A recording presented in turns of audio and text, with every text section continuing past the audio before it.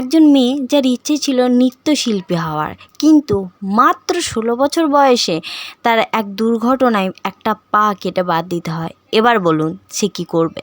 কিন্তু নিজের ওপর অদম্য ইচ্ছাশক্তি এবং বিশ্বাস নিয়ে এগিয়ে গেছে। তিনি আজকে এক বিখ্যাত নৃত্যশিল্পী। হ্যাঁ, আমি কথা বলছি সুধা চন্দ্রায়নের। তিনি প্রমাণ করে দিয়েছেন নিজের উপরে বিশ্বাস এবং ধৈর্য নিয়ে জীবনে এগিয়ে গেলে সফলতা নিশ্চয়ই পাওয়া যায়।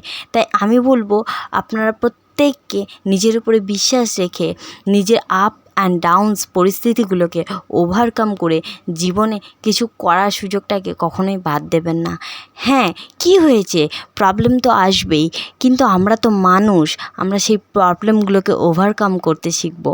আমরা জানবো কীভাবে সেগুলোকে এগিয়ে জীবনে এগোতে হয়, তাই না? এত কিছুর পরেও যদি সুধা চন্দ্রায়ন করে দেখাতে পারে, তাহলে আমরা নিশ্চয়ই পারবো।